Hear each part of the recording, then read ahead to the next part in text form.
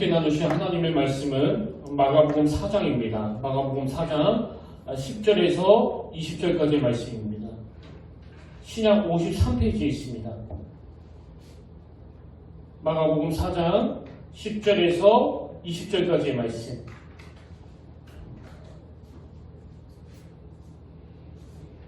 신약 58페이지에 있습니다. 저와 여러분 한 절씩 교독하시다가 마지막 20절은 다 같이 한 목소리로 봉독하시겠습니다.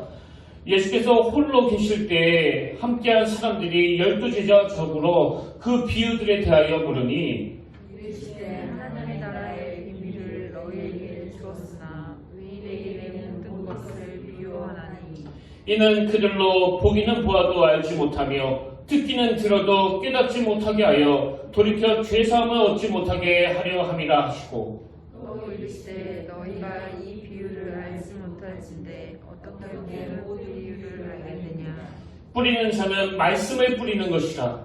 말씀이 길가에 뿌렸다는 것은 이들을 가리키니 말씀을 들었을 때 사탄이 즉시 와서 그들에게 뿌려진 말씀을 빼앗는 것이요 또 이와 같이 돌밭에 뿌려졌다는 것은 이들을 가리킴이니 곧 말씀을 들을 때 즉시 기쁨으로 받으나 그 속에 뿌리가 없어 잠깐 견디다가 말씀으로 인하여 환난이나 박해가 일어나는 때에는 곧 넘어지는 자요 또 어떤 이는 가시떨기에 뿌려진 자니 이들은 말씀을 듣기는 하되 세상의 염려와 재물의 유혹과 기타 욕심이 들어와 말씀을 막아 결실하지 못하게 되는 자요. 다 지겠습니다. 좋은 땅에 뿌려졌다는 것은 곧 말씀을 듣고 받아 30배나 60배나 100배의 결실을 하는 자니라. 아멘. 할렐루야. 반갑습니다. 오늘도 주님의 이름으로 서로 축복하기 원합니다. 참 잘 오셨습니다. 이 자리에 나오신 여러분들을 주님의 이름으로 진심으로 축복합니다. 지난주에 우리는 이 예수님께서 들려주신 이 씨 뿌리는 비유에 대해서 같이 살펴보았는데요. 제가 지난주에 이 씨 뿌리는 비유의 가장 중요한 전제는 뿌려진 씨앗의 문제가 아니라 그 땅의 수용성의 문제이다. 그래서 예수님께서 뿌려주시는 그 말씀의 씨앗에는 이 생명력이 있기 때문에 그 말씀을 수용하는 마음의 밭이 옥토라면 좋은 땅이라면 씨가 떨어졌을 때 30배, 60배, 100배의 결실이 일어난다. 이런 말씀을 드렸습니다. 근데 저는 여기서 한 가지 이것과 관련해서 우리가 꼭 점검해야 될 포인트가 하나 있다고 생각하는데요. 자, 본문 마가복음 4장 8절을 보십시오. 더러는 좋은 땅에 떨어짐에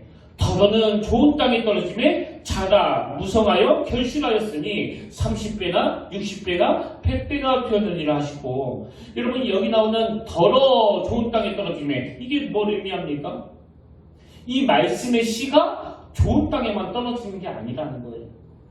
그러니까 그 말씀을 받는 그 사람의 마음밭이 길가냐 돌밭이냐 가시덤불이냐 그 마음의 상태가 무슨 밭이냐에 따라서 새가 그 씨를 먹어버리는 것처럼, 해가 돋아 그 씨가 말라버리는 것처럼, 그 기운에 막혀 결실하지 못하는 것처럼 그 사람들의 심령에 말씀이 잘 스며들지 못하는 경우가 많다. 이게 오늘 본문에서 우리가 주의 깊게 살펴봐야 될 포인트입니다. 그래서 저는 이 네 종류의 밭을 쭉 설명하시는 주님의 말씀을 보면서 자꾸 무슨 생각이 들었냐면, 여러분 흔히 그 인생은 지뢰밭을 걷는 것과 같다, 뭐 이런 말들을 종종 들어보지 않았습니까?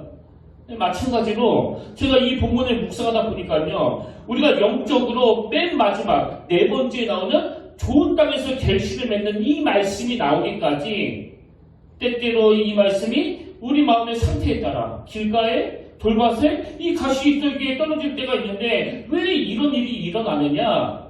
시편 140편 5절에 보니까 교만한 자가 나를 해하려고 올무와 줄을 놓으며 길 곁에 그물을 치며 함정을 두었나이다. 그래서 여러분 이 영적인 세계는요, 나를 해하려고 그렇게 지뢰밭으로 몰고 가는, 나를 올무에 빠뜨리려고 그렇게 함정을 파놓는 악한 사단의 세력이 있기 때문에 우리는 항상 우리 마음이 좋은 밭이 되는 그 과정 가운데 때때로 도중에 옆길로 셀 수 있고 엉뚱한 길로 빠질 수 있다는 걸 염두해야 된다는 겁니다. 이런 점에서 저는 오늘 예수님의 이 씨 뿌리는 비유에 나오는 세 종류의 땅, 우리가 신앙생활하면서 정말 조심하고 피해야 될 이 세 종류의 땅을 좀 더 구체적으로 여러분과 함께 살펴보기를 원하는데요. 여러분, 우리가 피해야 될 첫 번째 종류의 땅은 바로 길가입니다. 길가. 자, 마가복음 4장 3절 4절을 보십시오.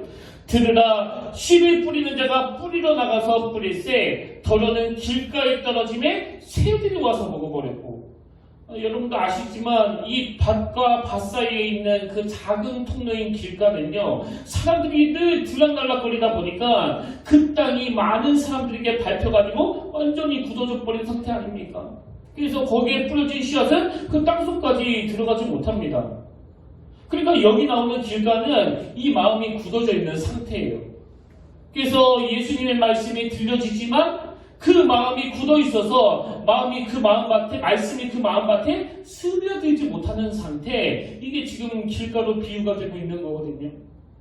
우리가 앞에서도 같이 살펴봤지만 그 당시 바리새인들과 서기관들을 포함한 일부 지도자들의 그 마음의 상태가 바로 이 마음이 굳어져 버린 그 길가의 상태 아니겠습니까?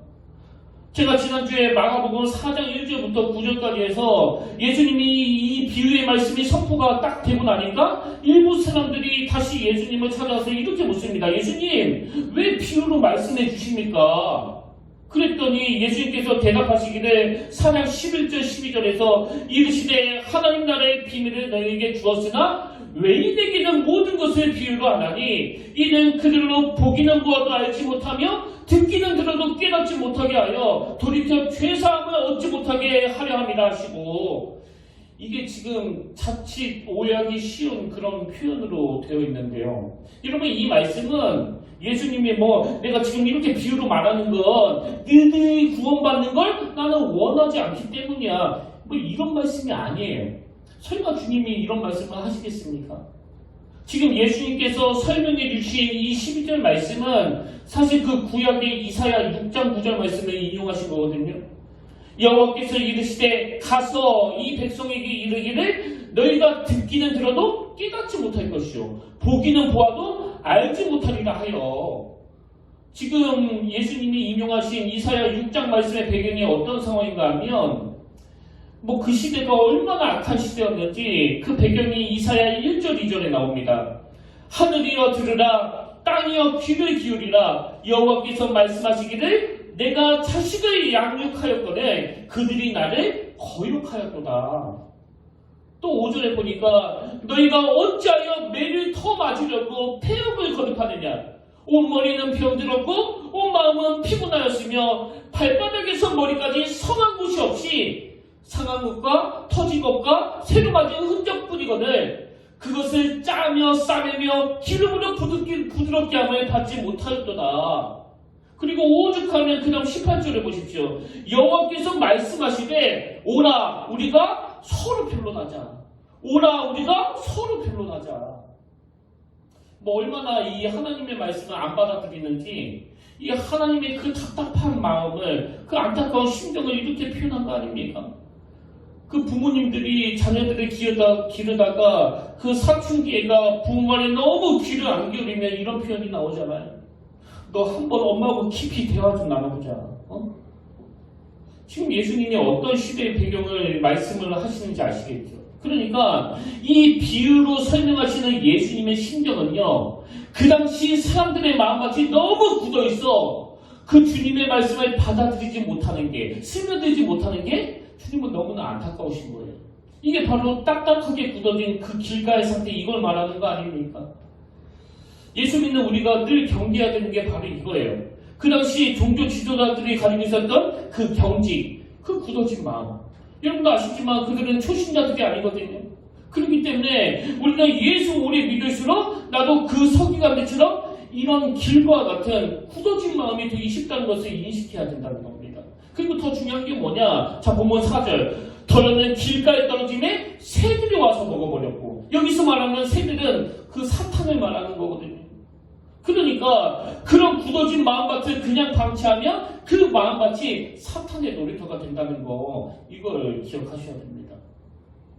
여러분이 잘 아시는 요한복음 13장 2절에 마귀가 벌써 시몬의 아들 가룟유다의 마음에 예수를 팔려는 생각을 넣었더라. 이게 바로 오늘 본문 15절 말씀 아닙니까? 말씀이 길가에 뿌려졌다는 것은 이들을 가리킴이니 곧 말씀을 들었을 때 사탄이 즉시 와서 그들에게 뿌려진 말씀을 빼앗는 것이요. 여러분, 교회는 다 연약한 존재들이 모이는 곳이기 때문에 때로는 내가 누군가에게 상처를 주기도 하고 또 내가 다른 누구에게 상처를 받기도 하는데 우리가 명심해야 되는 게 뭐냐? 이 문제는 나와 너와의 문제가 아니라 이건 나와 하나님과의 문제라는 사실이에요. 그래서 반드시 해결해야 됩니다. 어떤 경우라도 교회에서 이 마음이 굳어져 버리면, 이 마음이 닫혀버리면 내 마음같이 사탄의 놀이터가 될 수 있다는 거, 이게 참 가슴 아픈 길가라는 마음의 상태, 그 시가 스며들 수 없는 마음의 밭을 비유하는 말씀이고요. 그런가 하면 두 번째로 우리가 피해야 될 땅이 하나 더 있는데 바로 돌밭입니다. 돌밭. 이 돌밭과 관련한 예수님의 설명을 한번 들어보십시오. 16절 17절. 또 이와 같이 돌밭에 뿌려졌다는 것은 이들을 가리킴이니 곧 말씀을 들을 때 즉시 기쁨으로 받으나 그 속에 뿌리가 없어. 그 속에 뿌리가 없어 잠깐 견디다가 말씀으로 인하여 환난이나 박해가 일어나는 때에는 곧 넘어지는 자요. 앞에 나오는 길가가 이 마음이 굳어지는 상태를 설명하는 거라면요, 여러분 여기 나오는 두 번째 돌밭은 얕음의 문제예요. 얕음. 저는 우린 개신교는 깊지가 않아, 그 얕은 것 같아, 이런 이야기를 들을 때마다 하나님께 너무나 죄송해요. 이게 좀 시간이 지난 이야기인데요. 예전에 어느 그 종교부 기자가 칼럼 하나를 기고했는데 이분이 종교부 기자 생활을 오래 하다 보니까 이제 여러 종교 지도자들을 만나고 또 대화할 기회가 있었나 봅니다. 그래서 자기가 경험한 걸 가지고 그 칼럼에다가 적어놨는데요. 거기에 무슨 내용이 적혀있냐 하니까 이제 자기가 기자 생활하면서 천주교 지도자도 만나서 대화해보고 불교 지도자도 만나서 대화해보고 우리 개신교 지도자도 만나서 이 대화를 해봤는데 그 지도자들 중에서 대화의 수준이 제일 떨어지는 지도자가 바로 개신교 지도자더라. 이런 이야기를 하는 거예요. 제가 오래전에 그 글을 보고 정말 마음이 싸하더라고요. 물론 그 기자분이 만난 그분이 한국 개신교를 대표하는 분도 아니고 그 개신교 목사님들의 수준이 그 한 분으로 평가되는 건 아니지만 제 마음을 정말 아프게 하는 건 꽤 많은 사람들이 이런 생각을 하고 있다는 게 오늘 현실이라는 겁니다. 그리고 이건 기독교뿐만이 아니고요. 지금 이 시대 자체가 이 얕음을 추구하는 시대 아닙니까? 너무나 가벼워. 예전에 그 지적 대화를 위한 넓고 얕은 지식, 이런 제목의 책이 베스트셀러가 돼서 화제가 된 적이 있는데요. 물론 저자는 지적 대화를 강조하기 위해서 여러 가지 넓은 지식이 있어야 된다는 의미로 이렇게 상징적으로 제목을 정했지만 여러분 지금 이 시대가 바로 이 제목 그대로 아닙니까? 넓고 얕은 지식. 그래서 제가 이 책과 관련한 기사 내용을 찾아보니까요, 이 시대를 이렇게 규정하는 겁니다. 이 시대는 이 얕음이 흠이 되지 않는 시대이다. 이렇게 규정하는 걸 보면서 제가 참 인상적이었는데요. 그리고 어떤 사회학과 교수님도 이런 말을 했습니다. 지금 시대는 이 얕은 지식이 참 매력적인 시대이다. 이게 시대적인 풍조래요. 그래서 저는 그 청소년 사역할 때도 아이들에게 늘 강조했지만요, 우리 다음 세대들이 흔드는 그 사탄의 공격 중에 하나가 이 얕음에 머물게 하는 거예요. 이 얕음에. 그래서 여러분 다 아시지만 이제는 많은 청소년들이, 많은 청년들이 책이 좀 두껍다 싶으면 전혀 읽지를 않습니다. 그 얇은 책만 찾아서 보는 거예요. 그리고 제가 들었던 이야기 중에 참 가슴 아픈 이야기가 지금 전부 다 영상으로, 그 유튜브로 이 해결을 하는 시대인데 그 영상도 한 5분이 딱 넘어가면은 그 집중을 못 한다는 거예요. 그래서 모든 영상이 다 짧게 그렇게 만들어진다는 겁니다. 여러분 이건 보통 문제가 아니에요. 우리가 이렇게 얕음을 자랑하고 얕음을 추구하는 시대를 살고 있는데 여러분 이 문제가 제대로 정리가 안 되면 자녀 교육도 그렇고 그야말로 바람에 나는 겨와 같은 인생, 그저 시류에 흔들거리는 이런 중심을 잃어버린 것과 같은 그런 인생이 돼버리는 거 아닙니까? 그런 의미에서 저는 그 19세기 사상가입니다. 헨리 데이빗 소로우가 쓴 그 월든이라는 책을 제가 굉장히 주목하는데요. 이 책을 쓴 저자 소로우는 어떤 사람인가 하면 참 대단한 분이에요. 이번에 그 하버드 대학교를 졸업했는데 다른 졸업생들과는 달리 전혀 다른 길을 걸어갑니다. 그저 남들처럼 돈 많이 벌고 편안한 일자리를 추구하는 게 아니라 땀 흘리며 수고하는 그런 노동의 중요성을 직접 삶으로 신청하였고 급기야 자기 내면에 집중하기 위해서 월든 호숫가 숲속으로 들어가서 5평짜리 오두막을 짓습니다. 그리고 무려 2년 2개월 동안을 그곳에서 고독한 생활을 하면서 이렇게 자기 내면에 집중을 하는데요. 바로 그런 내용을 가지고 쓴 책이 이 월든이라는 제목의 책이거든요. 그래서 저는 오늘 이 헨리 데이빗 소로우 이야기 중에서 이 월든이라는 숲속 오두막에 있었던 그 세 개의 의자, 이거 제가 좀 소개해드리고 싶은데요. 이게 뭐냐 하니까 소로우가 이런 말을 했습니다. 내 오두막에는 세 개의 의자가 있다. 하나는 고독을 위해, 다른 하나는 우정을 위해, 또 다른 하나는 세상을 위해서다. 저는 이 약템을 추구하는 이 세상에서 우리 모두에게는 바로 이 세 개의 의자가 있어야 된다고 생각합니다. 여러분, 오늘 여러분에게는 이 세 개의 의자가 마련되어 있습니까? 첫 번째로 이 고독을 위한 의자. 여러분은 홀로 생각하는 공간 차원에서의 그런 의자가 마련되어 있습니까? 그런가 하면 두 번째로 우정을 위한 의자. 여러분은 다른 사람과 우정을 나누는 그 공간 차원에서의 의자가 마련되어 있습니까? 그런가 하면 세 번째로 세상을 향해 열린 의자. 이 세상과 교류하는 공간 차원에서의 의자가 지금 마련이 되어 있느냐는 겁니다. 그러니까요, 이게 무슨 은둔, 나는 세상과의 단절, 이런 이야기가 아니에요. 제대로 세상과 교류하고 제대로 이웃과 소통하기 위해서는 먼저 내 내면에 집중하는 게 필요하다는 이야기거든요. 근데 저는 예수 믿는 우리는 이 세 의자에다가 하나를 더 마련해야 된다고 생각하는데요. 네 번째 의자가 뭘까요? 바로 영혼을 위한 의자입니다. 영혼을 위한 의자. 하나님과 깊이 교제하는, 하나님과 인격적인 관계를 깊이 맺어가는 차원에서의 의자. 오늘 여러분에게는 이 영혼을 위한 의자가 있습니까? 그런 의미에서 저는 이 소로의 책과 관련된 내용을 다루고 있는 그 속도에서 깊이로 이런 제목의 책이 있는데요. 이 속도에서 깊이로 이 책에서 뭘 권하는가 하니까 우리가 이제 너무 바쁘게 살아가고 있는데 그 소로처럼 2년 2개월 동안 어디 격리된 생활을 할 수 있겠습니까? 당장에 제가 내가 너무너무나 깊이가 없는 것 같다. 그래서 목회 딱 접고 교회 비우고 한 2년간 설악산에다가 오두막 짓고 제가 살다가 오겠습니까? 여러분, 이게 말이나 되는 얘기냐고요. 이거는 오늘은 못하는 거거든요. 그래서 속도에서 깊이로 이 책에서 그 저자가 조언하는 게 뭐냐 하면 우리가 그 월든이라는 숲으로 떠날 수는 없다 할지라도 내 삶 속에서 나만의 월든존을 만들어야 된다. 자기 집 안에서도.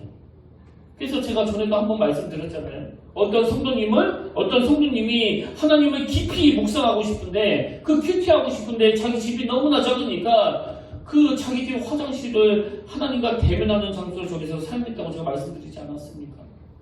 이게 속도에서 깊이로 이 책에서 말하는 자기만의 월든존이에요. 월든존.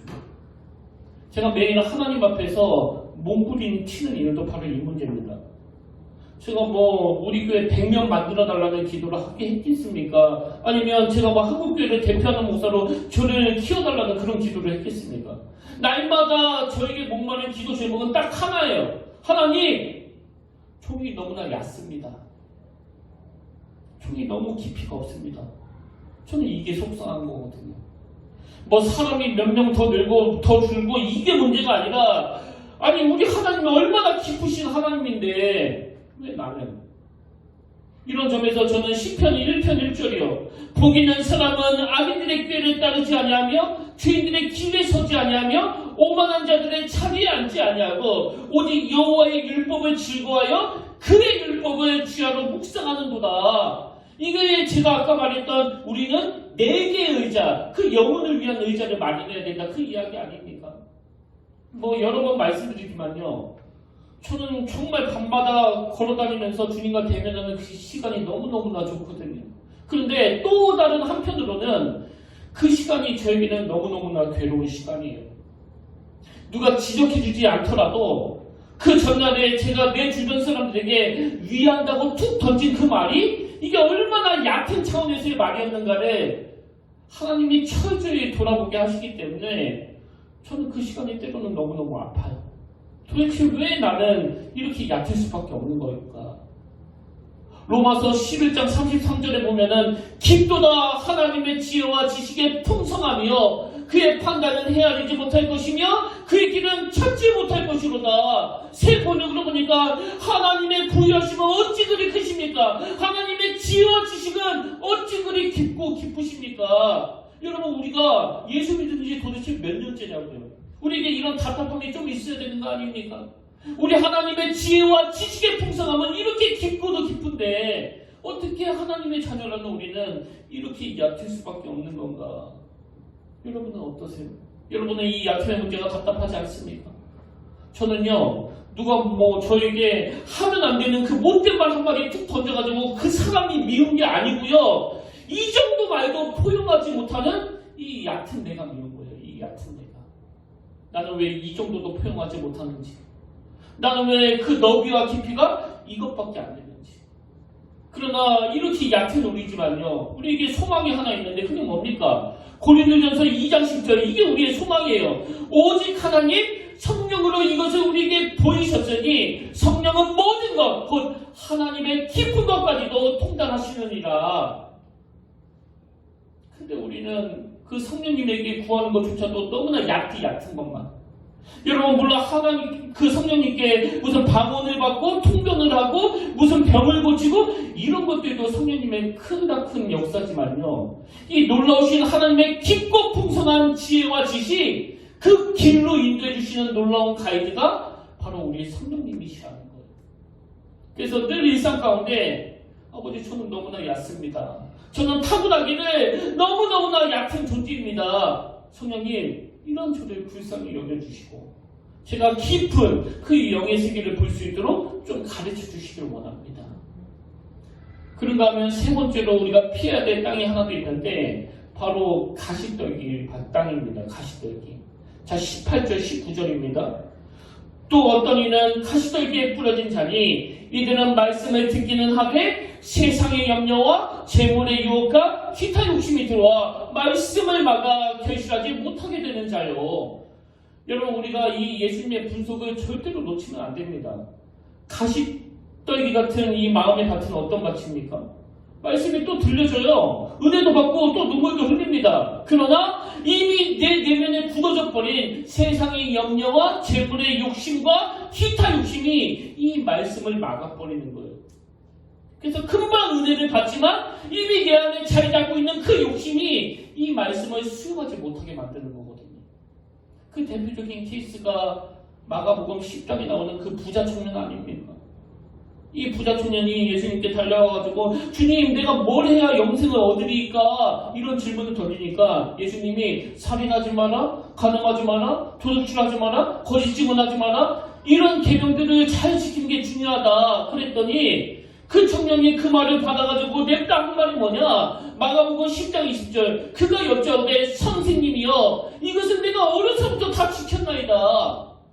가만히 보니까요, 이 청년은 진짜 진리가 궁금해서 찾아간 게 아니에요.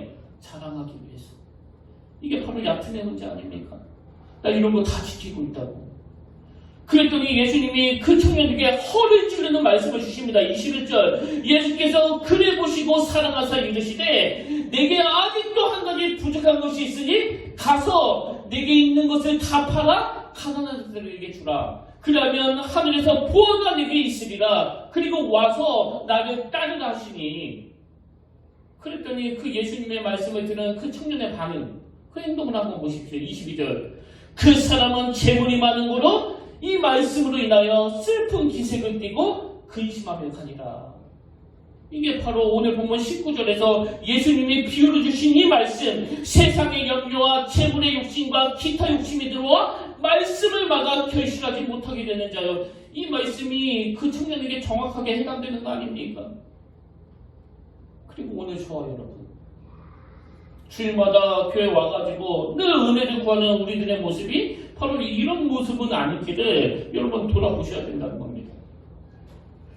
제가 이 평택교회를 하나님이 정말 나에게 주신 축복이다, 선물이다, 제가 그렇게 생각할 수 있는 건요, 지난 3, 4년 동안 하나님이 제가 가지고 있는 그 문제들을 다 드러내 주셨기 때문이에요. 네가 굉장히 그럴듯하게 포장을 하고 있지만 근원적인 너의 속마음은 사람들한테서 인정받기를 원하는 이 탐심이 자리 잡고 있다는 것. 부인할 수 없는 이 하나님의 말씀 앞에 제가 지금까지도 이 일을 듣고 싸우고 있거든요. 저는 여전히 내 동기 목사님보다는 내가 잘 되는 게 더 좋고, 하다못해 지금 코로나 이후로 유튜브에 내 설교가 올라갈 때 좋아요 숫자가 많아지는 것도 저에게는 피할 수 없는 즐거움이에요. 근데 제가 어느 순간부터 그 좋아요 숫자를 외부에서 못 보도록 완전히 차단했지만요, 여전히 제 안에는 남에게 인정받고 싶어하는 이 본능이 있기 때문에 이 본능을 역행하기 위하여 늘 싸워야 된다고 저는 생각합니다. 그런가 하면 저는 때때로 우리 평택교회를 생각하면 지금 채워지지 않는 이 빈자리들이 저에게 참 두려움과 염려로 다가오기도 하는데요. 여러분, 이 염려가 왜 생기는 거예요? 원래 탐심이 많으면, 그 욕심이 많으면 이 염려도 많아지는 거거든요. 그래서 우리는 늘 요한일서 2장 15절, 이 세상이나 세상에 있는 것들을 사랑하지 말라. 누구든지 세상을 사랑하면 아버지의 사랑이 그 안에 있지 아니하니. 여러분, 이 말씀을 진짜 기억하셔야 됩니다. 이 세상이나 세상에 있는 것들을 사랑하지 말라. 누구든지 세상을 사랑하면 아버지의 사랑이 그 안에 있지 아니하니. 이는 세상에 있는 모든 것이 육신의 정욕과 안목의 정욕과 이생의 자랑이니. 육신의 정욕과 안목의 정욕과 이생의 자랑이니 다 아버지께로부터 온 것이 아니요 세상으로부터 온 것이다. 이게 우리 앞에 놓여진 그 지뢰밭이에요. 지뢰밭. 이거 밟으면 좋은 땅이고 뭐고 마음이 가지는 않습니다. 그래서 저는 우리 평택교회가 이제 새로운 마음으로 본문 20절에 나오는 말씀을 우리의 목표로 삼기를 원하는데요. 좋은 땅에 뿌려졌다는 것은 곧 말씀을 듣고 받아 30배나 60배나 100배의 결실을 하는 자리다. 이게 저와 여러분의 또 우리 평택교회 또 이 땅의 모든 교회의 꿈이 되기를 바랍니다. 그래서 담임 목사는 좋은 말씀이 선포되도록 하나님 앞에 늘 은혜를 구하고, 또 선포된 말씀은 우리 성도님들의 좋은 밭에 스며들어서 늘 자라고 30배, 60배, 100배의 결실을 만들어내는 그런 교회가 되기를 바랍니다. 지난주에 제가 하나님이 저를 여기 평택교회로 이렇게 불러주신 이유는, 하나님은 거목을 심으시는 분이 아니라 자꾸 미천한 씨앗을 심으시는 분이기 때문이다. 그렇게 말씀을 드렸는데요. 여러분, 이 작은 씨앗으로 심겨진 제가 막 교만해져가지고 나는 이제 다 자랐고 여러분들이나 이제 자라야 된다는 식으로 제가 목회를 한다면 그게 어떻게 좋은 교회가 되겠습니까? 그렇기 때문에 목회자인 저나 여러분이 세월이 가면 갈수록 우리의 마음밭이 더 좋은 밭이 돼서 저와 여러분들이 이 말씀 안에서 점점점 자라나고, 또 우리 평택교회도 선포되는 그 말씀 안에서 점점점 자라나는, 이건 상상만 해도 너무나 아름답지 않습니까? 저는 여러분들 각 개인이 어떤 성향을 가지고 있는지는 잘 모르지만요, 제가 한 가지 확실히 아는 게 있습니다. 그건 여러분 모두가 다 너무나 순수하시다는 것. 그리고 여러분 모두가 다 좋은 땅과 같은 잠재력이 있다는 겁니다. 저는 우리 평택교회 성도님들이 지금까지 늘 해오던 대로 하나님의 말씀이 떨어지면 그 건강한 수용성이 있는 좋은 땅, 내 내면에 생명력 있는 그 하나님의 말씀이 잘 심겨져서 날마다 풍성해지고 날마다 그 은혜의 삶을 누리는 그런 평택교회 성도님들 되시기를 주님 이름으로 간절히 축복합니다. 결론을 맺으면서 이제 다음 주부터는 제가 이 마가복음 말씀을 잠시 내려놓고 사순절에 우리가 묵상해야 되는 말씀들을 전하려고 하는데요. 제가 지난 시간에도 말씀을 드렸지만 여러분, 이번 사순절 시간은, 이 기간은 우리가 정말 그 십자가의 의미를 더 깊이 묵상했으면 좋겠습니다. 아까 말씀드렸잖아요. 영혼을 위한 의자. 그게 우리한테 마련되어야 된다. 그래서 이번 사순절 기간 동안 얕고 얕은 내 모습을 돌아보고 하나님의 기쁘심을 사모하면서 여러분의 영혼을 위해서 하나님 앞에 단독자로 서시기를 바랍니다. 그런가 하면 여러분들이 말씀을 통해 받은 그 은혜의 물고가 당연히 우리 평택교회로도 흘러가야 되지만 제가 이번에 더 강조하고 싶은 건 가정이에요. 가정. 그래서 예배가 마쳐지면 집으로 돌아가셔서 아빠와 엄마가 또 어린 자녀들이 그 받은 말씀을 가지고 좋은 밭이 돼서 함께 대화하고 함께 꿈을 나누고 그래서 그 십자가의 은혜가 가정을 살려주고 가정을 회복시켜주는 능력이라는 것을 이번 사순절 기간에 다 경험하게 되시기를 바랍니다. 제가 정말 하나님 앞에서 참 눈물을 흘릴 수밖에 없는 건 우리 모두는 너나 없이 다 약한 존재인데 죄성으로 우리는 얕은 인간인데 때때로 주님께서는 그 길가에 던져진 씨앗처럼 딱딱하게 굳어져 있는 우리 마음밭을 십자가라는 도구를 통해서 다시 옥토로 만들어 주신다는 사실이에요. 그리고 이것을 누리면서 사는 게 바로 신앙생활인 줄로 믿으시길 바랍니다. 저는 정말 이번 사순절 기간 동안에 이 은혜를, 이 십자가의 능력을 마음 깊이 묵상하고 그래서 모두가 다 하나님 앞에서 옥토, 그 좋은 밭이 돼서 30배, 60배, 100배의 결실을 거두는 그런 성도님들, 그런 평택교회가 되기를 주님 이름으로 축원합니다. 오늘 이 말씀을 기억하시면서 우리 함께 이 찬양 불러보길 원하는데요. 십자가 그 사랑 멀리 떠나서 무너진 나의 삶 속에 잊혀진 주 은혜. 그 다음 가사에 보니까 돌같은 내 마음 어루만지사 다시 일으켜 세우신 주를 사랑합니다. 하나님, 내 마음은 길가처럼 딱딱하게 굳어진 마음입니다. 하나님, 내 마음은 돌밭처럼 너무나 얕은 마음입니다. 그런가 하면 하나님, 저는 참으로 가시덤불 속에 던져진 그 씨앗과 같은 존재입니다. 근데 하나님, 그 십자가의 그 은혜로 내 심령이 다시 옥토가 되기를 원합니다. 어떤 말씀도 수용할 수 있는 그 깊이 있는 영혼을 소유하기를 원합니다. 우리 이런 마음을 가지고 우리 이 찬양을 주님께 올려드리기를 원합니다.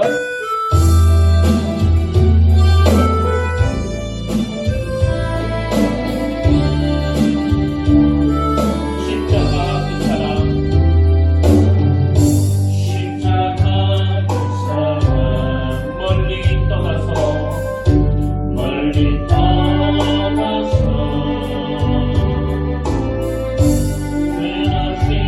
나의 삶 속에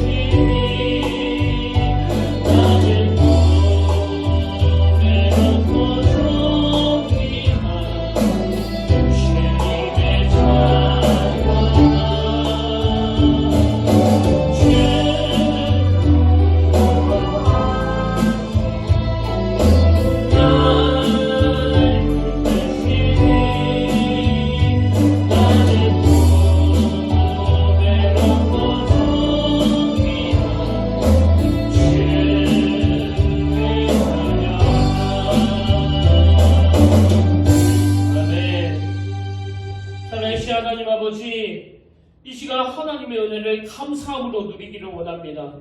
하나님, 우리 인생에 지뢰밭이 너무나 많습니다. 그래서 내 심령이 때로는 길가처럼 하나님의 말씀이 자리 잡지 못하도록 딱딱하게 굳어있을 때도 있고, 그러다면 그 돌밭처럼 뭐라나 생각을 해도 뭐라나 판단을 해도 깊고 깊으신 하나님과는 달리 종처럼 얕고 얕은 내 자신을 보면서 한탄할 때도 있고, 그러다 보면 가시떨기 밭처럼 이 세상을 향한 그 탐심으로 가득 차 그로 인한 염려로 하나님의 말씀이 들어오는 걸 막을 때도 있습니다. 그러나 하나님, 이런 우리의 심령들을 불쌍히 여겨주시고 생명력 있는 주님 말씀이 내 안에 던져졌을 때 온 마음으로 받아들일 수 있는 건강한 수용성이 있는 옥토밭이 되게 하여 주시옵소서. 다음 주부터 사순절 기간 동안 하나님의 말씀이 선포가 될 때 아버지, 우리가 갈급함으로 나아가오니 우리 심령의 변화가 일어나는, 우리 삶의 능력의 역사가 나타나는 그 예배 가운데 나타나게 하여 주시옵소서. 그렇게 인도해 주신 주님을 신뢰하며 이 모든 말씀 거룩하신 예수님 이름으로 간절히 기도드립니다. 아멘. 이제 우리 다 자리에서 일어나셔서 이 찬양으로 파송 찬양을 하기를 원하는데요. 우물가의 여인처럼 난 구했네. 메마른 우리 영혼에 그 생명력을 심겨주시는 우리 주님을 갈망하면서 우리 사모하면서 함께 찬양하기를 원합니다.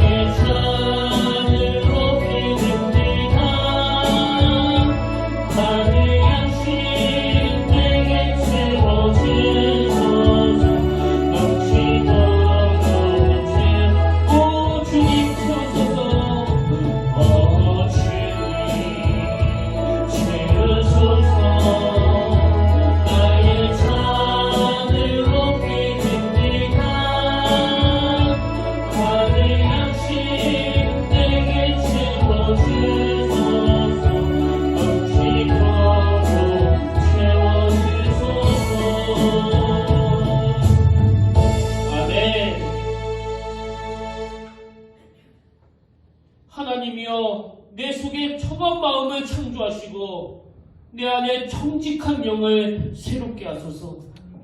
나를 주 앞에서 쫓아내지 마시며 주의 성령을 내게서 거두시 마소서. 주의 구원의 즐거움을 내게서 회복시켜 주시고 차원하는 심령을 주사 나를 붙들어 주시기를 원합니다.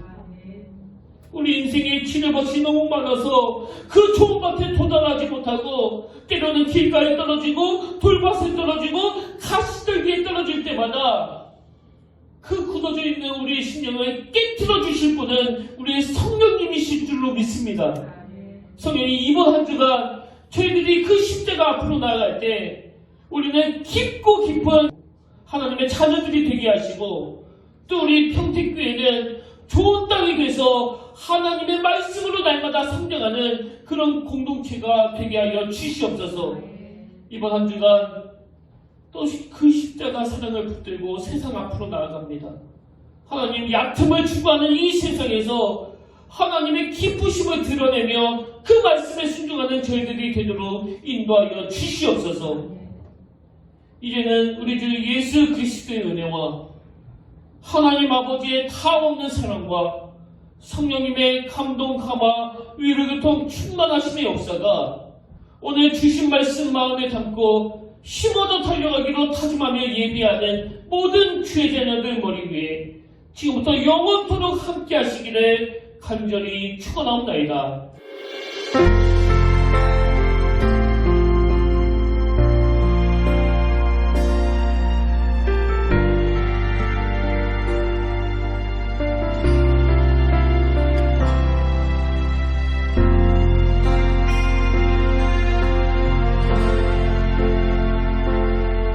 지금 서 있는 이곳에서 높임을 받으소서. 내가 밟는 땅 주님의 땅이니 하늘